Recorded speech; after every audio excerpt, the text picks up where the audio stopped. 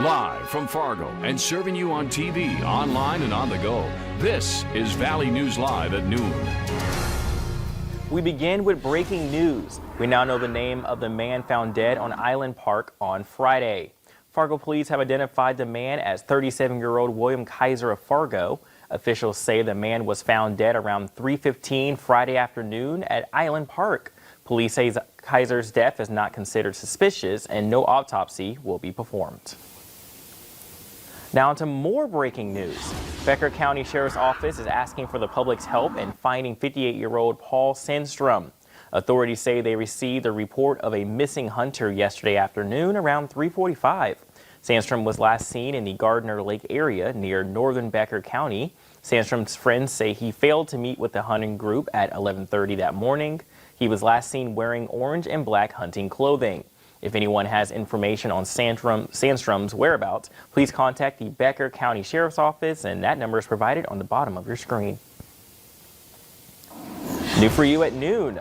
A wild morning for some workers following a fire at Barrel Fund chip plant in Perham. Authorities say firefighters were called to the Barrel Fund chip plant around 6:45 this morning. Perham police confirmed the fire and said it was put out quickly. There is still no word on what caused that fire, and no injuries have been reported at this time. Well, just look at the snow. It fell down on the ground and covered down these roadways, and I wonder how long it's going to expect it to last. Well, let's check in with meteorologist Lisa Green. Well, good afternoon. Yes, it's starting to ease up for us a little bit in Fargo, though there is still some snow out there, and we could see that start up again. And we'll show you that on the radar. But you could see we're starting to see things wind down. Still have that coating of snow on the grassy surfaces. It largely melted on the roadways here in Fargo. And I want to look at the North Dakota DOT cam in Foreman as well along Highway 11. We had snow-covered roads there. You can see the intersection where there are still some places where we have some tire tracks, but the more well-traveled roads are looking better. But you can see a better coating of snow there covering all of the fields here in that region. So fresh snow in the valley, and you can see on the radar that there's another little cluster just starting to move into the Fargo-Moorhead area, but it's more widely scattered. It's not widespread as it was this morning. There's another round in northern Becker County back into Mahnomen and the Clearwater County area, and a couple of spotty areas of snow up by Lake of the Woods stretching back to Roseau too, and even down by Oaks as well. We're seeing some of that. Overall, though, the system is starting to pull away, and we're seeing our snow chances winding down as we're heading into the afternoon. We're not really seeing temperatures go anywhere, though. We're in the 20s to some low 30s right now, and we will remain cold. This is a big shock to the system from yesterday's record highs. So we want to be ready for that. We'll talk about if we have any warmth coming up at all in your extended planner in just a couple of minutes. Well, let's hope we get a little bit of warmth. We were teased last week, and we had the snow today, so let's see what happens next. Thanks again, Lisa. Well, a Minnesota man is headed to prison for a maximum of 35 years for shooting Waukesha police officer Eric Matson. Now, Tyler Janowski apologized to Matson Friday just before being sentenced. He said he hopes Officer Matson remakes a full recovery. Matson was seriously hurt last January when Janowski shot him in the head during a call about a suspicious person. Matson spent months in hospitals and rehabilitation facilities. He told the court on Friday the shooting has changed his life forever. We're learning more about the first priorities for the Biden-Harris administration. The transition team rolled out its website and social media over the weekend. Today, President-elect Biden will start his COVID task force. CBS's Deborah Alfarone in Washington with the latest. President-elect Joe Biden isn't wasting any time preparing for the White House. Our work begins with getting COVID under control. Mr. Biden today has already introduced his coronavirus task force. That plan will be built on bedrock science.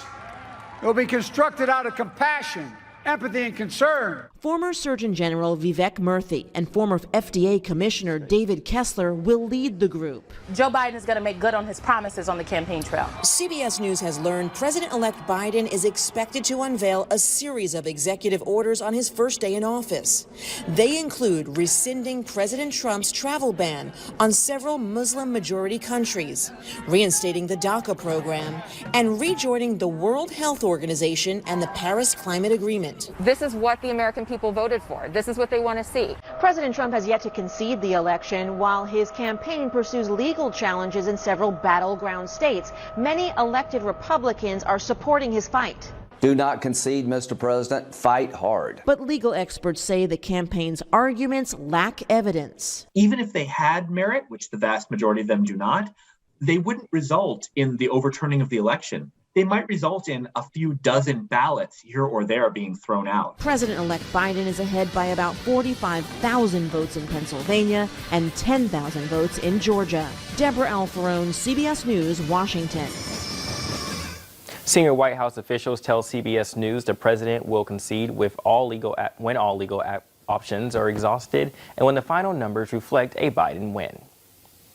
Well, many Americans are dealing with anxiety over the outcome of the 2020 presidential election. According to a recent survey from the American Psychological Association, 68% of adults say the election has been a significant source of stress in their lives. That's up from 57% during the 2016 presidential election. The experts have a few suggestions to help manage. Take some time to go outside. Make sure you are connecting with people. Maintain a sense of humor to keep yourself going. And if other coping mechanisms aren't helping, get professional help. Fargo Billiards and Gastropub has announced it will close for good on Saturday. In a Facebook post, the business posted, "A lot of people have contributed to making the plates, the Gastropub to some, and Billiards of Fargo Billiards to others. What it has been for the last 11 years, and we are so grateful to the contributions of the many current and former employees." Valley News Live is teaming up again with the Great Plains Food Bank for another virtual food drive. It'll help families in need around the FM area. Every $50 donation provides 150 meals to those who need it most. To find out more, download our VNL News app, look for the virtual food drive, and click to donate. Well, coming up at noon, we find out what neurologists say you can do to relieve or avoid a COVID migraine. And snow is making its appearance today, covering these roadways. Weather up next to plan your day.